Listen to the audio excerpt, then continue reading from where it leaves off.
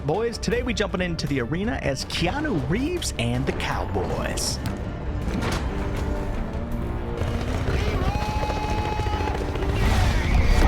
This video is in partnership with Exoborne. Okay, he's down. Good shit. Oh, good kill.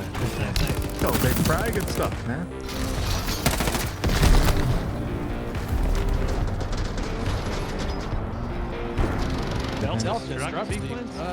Oh wow. Grabbing the artifact, we're getting the hell out of here. Get the hell out of there, boys. Oh my god. Go! There we go. God, I took a... Oh, Moy Dog, no! How did you not? I don't know if I got shot. No, I did get shot.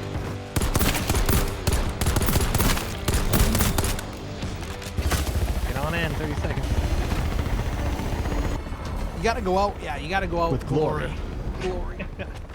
Exoborne is a tactical open-world, high-stakes extraction shooter set in a world torn apart by extreme forces of nature. In this game, you'll be customizing powerful Exo-Rigs to give yourself a strategic advantage in ever-changing weather conditions, and you'll be facing off against hostile factions,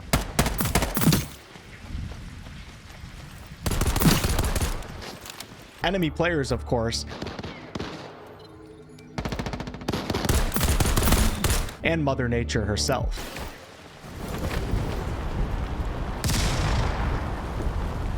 I'll leave a link down below to the Exoborne Steam page for you to wishlist and also sign up for the upcoming playtest on February 12th.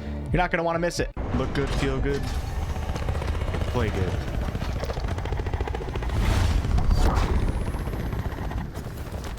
Okay, let's see what we got here.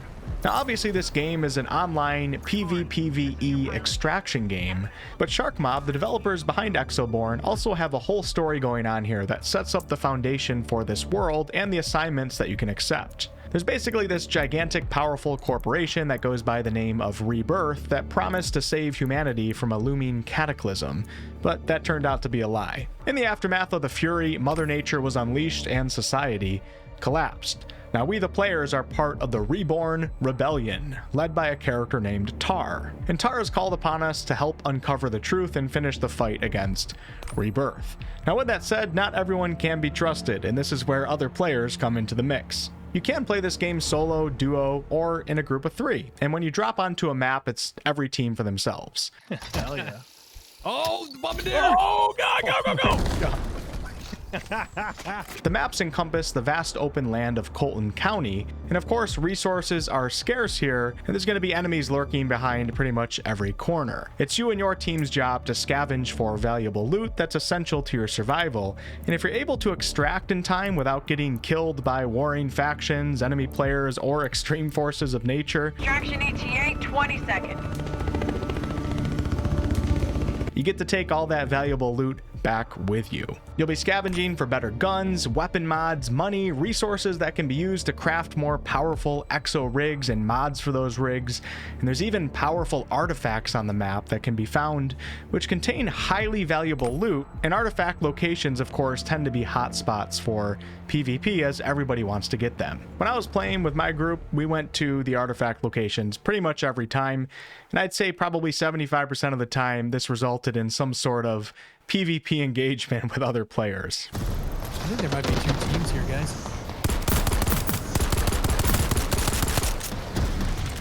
Maybe that's what I'm hearing. Yeah, I'm reloading. Right in front of you. Right in front of you, Morning, in the middle of the street right here. One's down.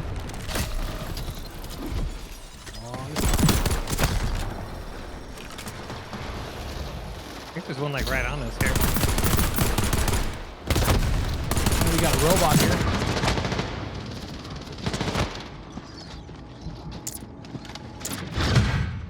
So after this cataclysmic event, Earth is basically this emergent battleground now, but the rules are set here by the game's dynamic weather condition system.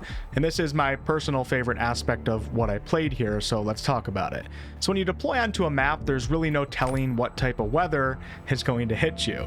There's unpredictable tornadoes that you can actually use to your advantage.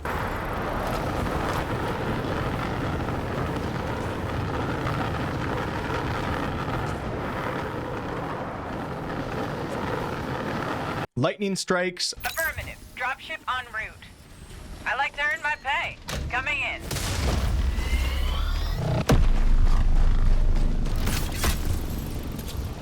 apocalyptic storms, and plenty of other hazards that significantly impact the gameplay experience. And what this does is it allows no two sessions to really ever feel the same. Now, most games that contain PvP have some level of no session ever feeling the same to them, as players are unpredictable and come in a variety of different play styles and skill levels.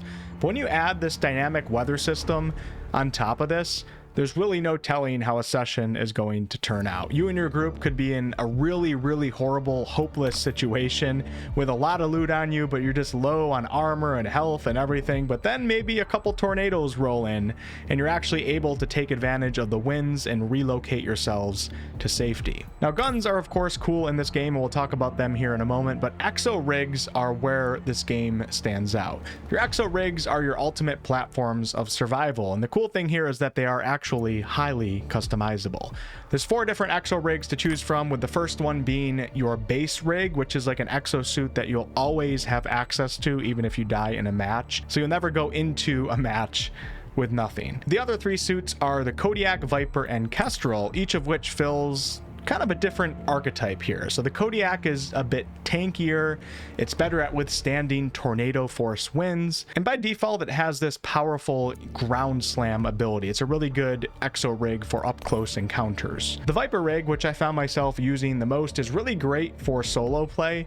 It's a bit roguelike in its nature, and by default it has this blade dash ability, and it also gives you the ability to gain some HP back after downing a player or killing an NPC. And the Kestrel rig is highly mobile, and it's really good at airborne repositioning. You can hover in the air for a limited amount of time, unlike the other rigs, and you have a wind blast ability that damages and concusses opponents. These rigs and their mods are customizable, and it allows you to combine unique abilities that fit your playstyle and team strategy. And of course, as you progress and successfully extract over and over and over again, you'll be expanding your tactical toolbox with new mods for the rigs, and these mods will allow for additional synergies with the forces of nature. So you can actually customize a rig for certain weather conditions and then excel in those conditions over other players who might not be spec'd that way or haven't built their rig that way. Many of these mods, of course, can be scavenged, and they can be crafted and even looted from enemy players. Now, this also goes for the guns and your equipment. You have a primary and secondary gun. You can mod out your guns if you have the money and materials, as you can see right here. And there's also an active slot where you can put items like grenades, a support slot where you can equip items such as a cloak field, which cloaks allies who enter within its radius. There's an armor slot, so as you take damage, you'll want to be repairing your suit's armor. And you have a backpack, which is actually really important pretty much in any extraction game, because of course, the more you progress and the more money you obtain, the bigger backpacks you'll be able to use. And a larger backpack will allow you to pick up more items when you're out on a mission. Very important for this game. If you want to be successful though, you will need to strategize, whether you're playing solo or with a group, especially with this ever-changing dynamic weather system. Kill that guy. I think there's a guy in the bottom floor of the barn, either bot or player, one of the two. It is a bot. Bot. Okay. Calling dropship? Coming. In the Yeah. pipe. I'm gonna wait as in. Yeah.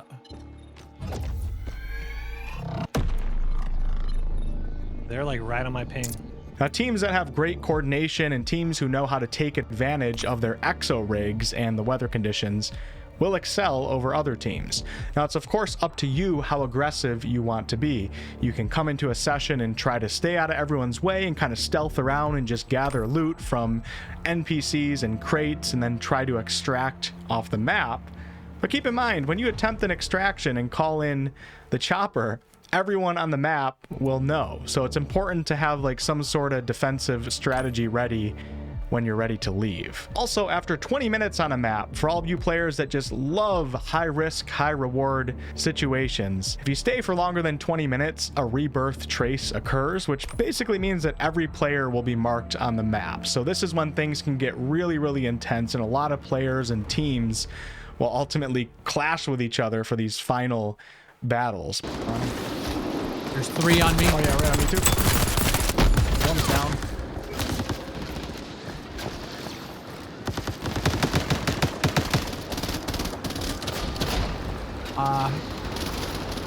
But it's of course up to you if you want to stay on the map that long. Any of you guys that used to watch me when I played a lot of shooter games, I would definitely be staying till the end. This is what it's all about. High risk, high reward, high stakes. There's actually a lot more to this game, the assignments, and of course we have Fashionborn with character creation and really neat cosmetic items. You have mastery levels and more, but I think you all get the gist here. Had a lot of fun playing this one, and the only thing the devs are asking here is that you consider putting this one on your wish list over on Steam, and also be sure to sign up for your chance to participate in the playtest on February 12th.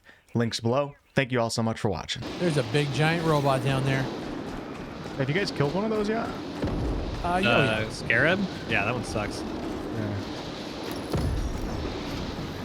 Get them cowboy. Oh my god. What in the? Whoa. Look at that. Holy crap. I got the bots behind us.